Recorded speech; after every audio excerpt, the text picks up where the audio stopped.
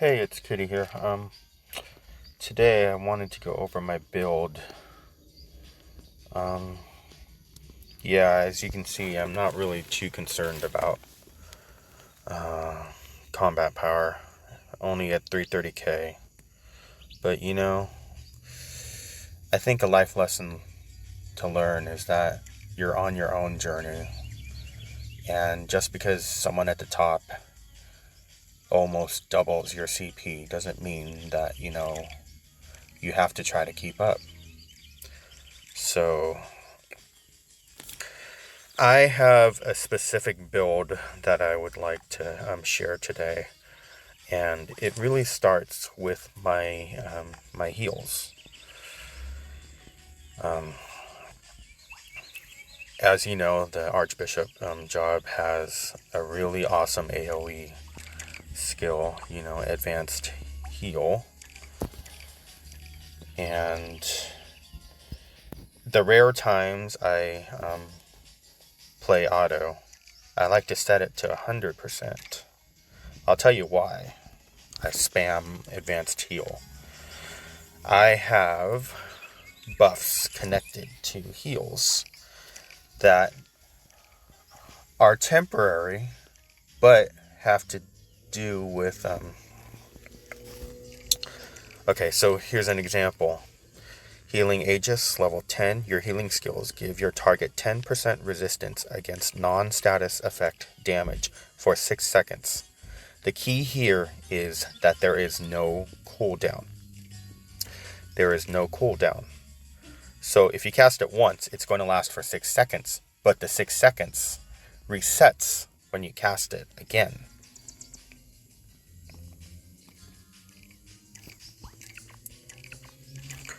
Another part of my build is the Enlightened Staff.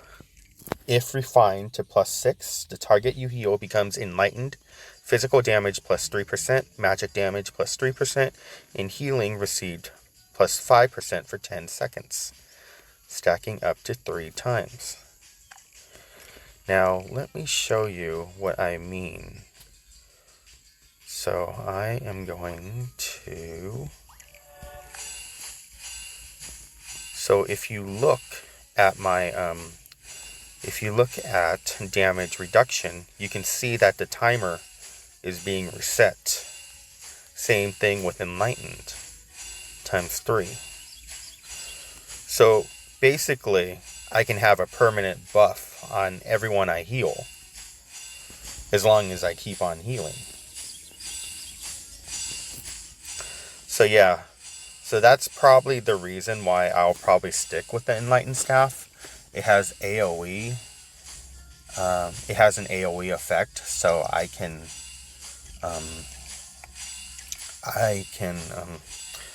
permanently buff my party or people around me.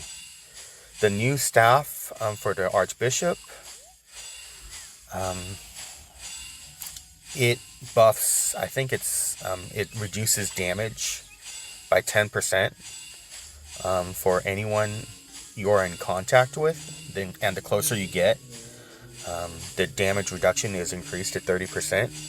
That sounds great in theory, but for my build purposes, it doesn't work for me because I would rather buff everyone.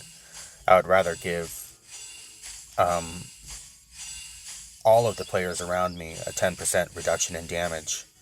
So that's the reason why I'm always spamming advanced heal, when I MVP or, when I'm doing Juperos or Nightmare Temple.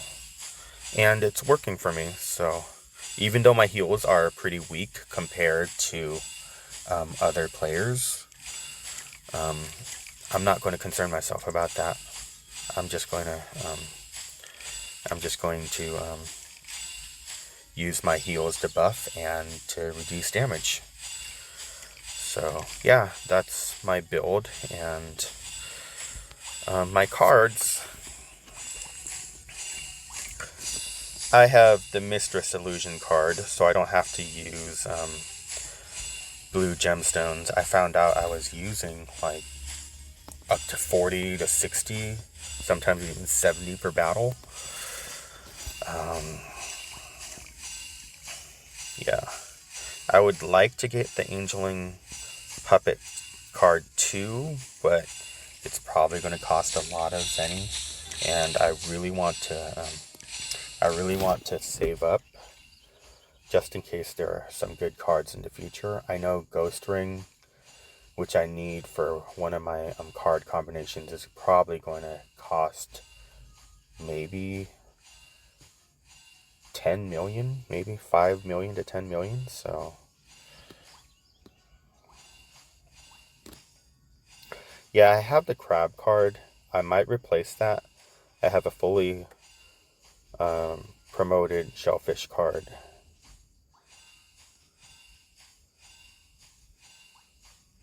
And Vitata Overworld card. What's so great about it is that it says using heal, but it also works with advanced heal, so it will increase mdef by 3% for 5 seconds. So I actually have 3 copies of this card. I'm assuming they stack, so that'll be like 9% for 5 seconds. That's not bad. And these cards, the Stroll Fashion card, healing plus 3%. When casting a skill, there is a 5% chance to increase the healing effect by 5% for 10 seconds. The cooldown is 5 seconds, which isn't too bad. So I have 2 copies of that, but they cost me 10 million Zenny in total.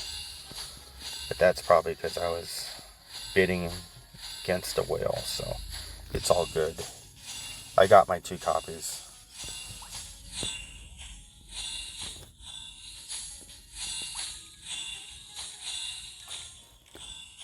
Yeah, so I have a 0 DPS build. I call it my do no harm build. So I have pets assisting, for stats, but I'm not deploying them because I don't want to see them get heavily injured. I always feel bad when it happens. So yeah, I've been using this build for quite some time, and I really don't mind. So yeah, let's see what else. Yeah, I've removed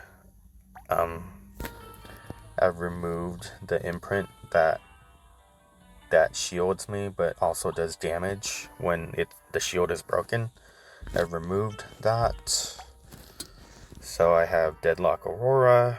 When HP is below 20%, immediately restores 50% of max self HP.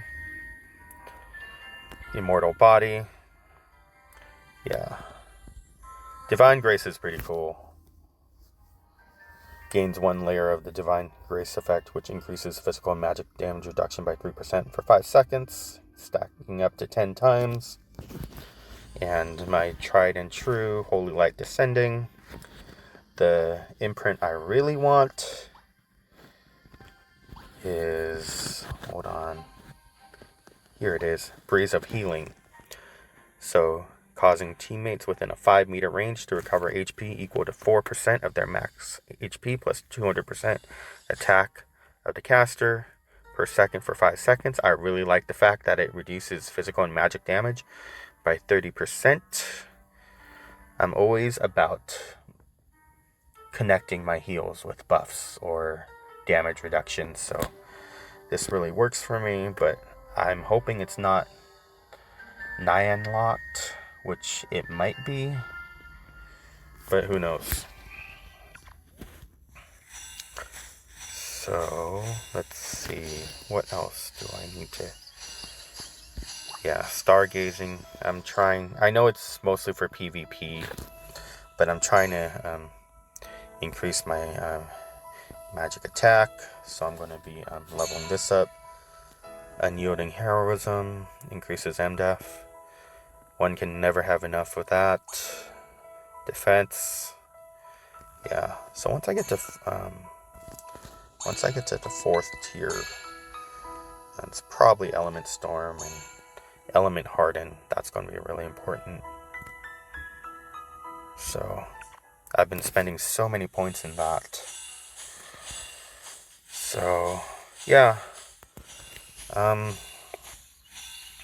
Yeah, so this is my my 0 DPS build. Yeah. So I really enjoy it. You know, I feel like everyone's trying to increase their DPS. So, I mean, why not do something that no one's doing? So, yeah. I mean, it works for me. I can focus on healing. And I don't have to worry about, what others are doing. Because I think a fault of mine was, worrying too much about what others are doing and unfavorably comparing myself to them. So this is kind of my way to kind of fix that in my life. So I really hope everyone is enjoying the game. I know there have been some bits of contention with the nerf to the Rune Knights. Hopefully Gravity fixes that situation. But again, signing off. This is Kitty again, signing off. Take care, everyone.